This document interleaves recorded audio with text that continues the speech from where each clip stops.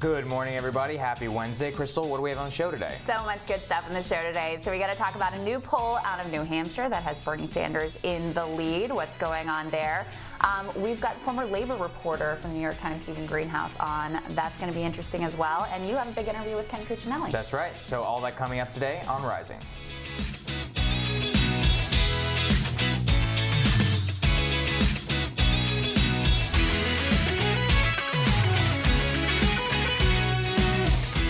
What are you looking at? I'm taking a look at something very similar. The Amazon Washington Post. Senator Bernie Sanders is under fire from the political press for daring to link negative coverage of his campaign to Amazon CEO Jeff Bezos' ownership of his flagship newspaper in the United States. CNN called it dangerous yesterday, and the Washington Post executive editor Marty Baron called it, quote, a conspiracy theory, noting that Bezos has allowed his newspaper to operate with total independence. Now, I have no reason not to believe Marty Baron. I know many journalists at the Washington Post who are tenacious, well-sourced, and they're fierce. But we don't talk enough in this country about whether it's okay for the world's richest man to own arguably the best chronicler of politics today and the societal implications of that. Let me give you a good non-political example. How are readers and the public supposed to be certain that the journalists of the Washington Post aren't self-censoring when reporting about a new $10 billion contract dispute between the Pentagon and Amazon? Or perhaps they're being too diligent about reporting the story, which may ultimately undermine Amazon's competitors like Microsoft and Oracle and lead to Amazon getting the contract. Either way, literally billions of dollars are on the line for Jeff Bezos, and it's not so bad at that time to own an institution that can shape the entire narrative around the deal when things get tough.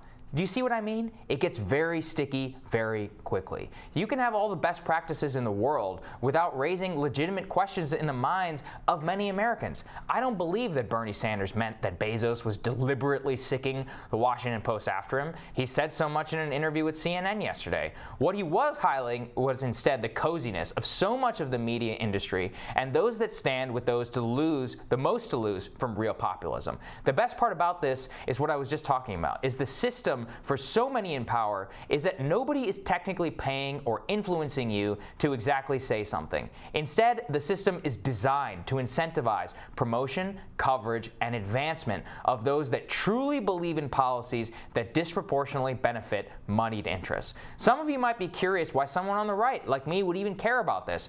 Woke corporate power is just as much of a threat to the right as it is to the left. Just go take a look at the fiercest opponents of President Trump and Bernie Sanders. There's quite a bit of overlap there. President Trump is right to call out the Amazon Washington Post, and so is Senator Bernie Sanders. I mean, that's the thing, is that we're not allowed to question. Like, we're just supposed to trust it's an article of faith. Benevolence of Jeff Bezos or anyone else. I mean, look, I'm not saying that he's a bad actor, but it is an uncomfortable situation. And when he came to, I mean, Amazon spends so much money lobbying this town to try to influence policies. And then Amazon HQ 2 is now in Crystal City, right? That's right.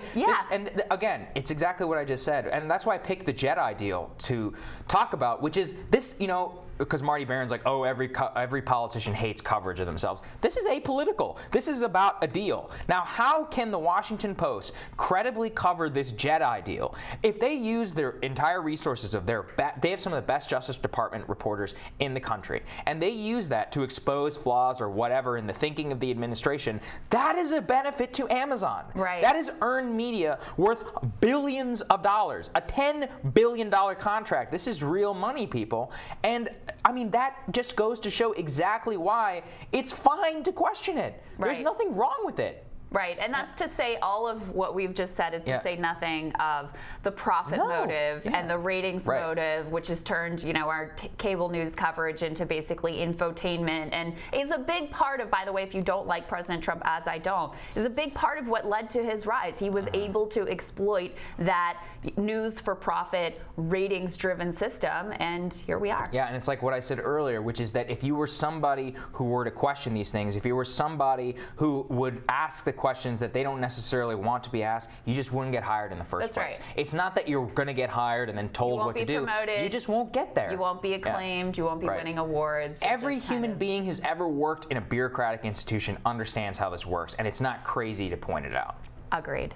Next on Rising, Acting USCIS Director Ken Cuccinelli clarifies his comments about changes in green card and temporary visa policies. And he tells me more about the potential court challenges that could come from that adjustment. Our conversation next.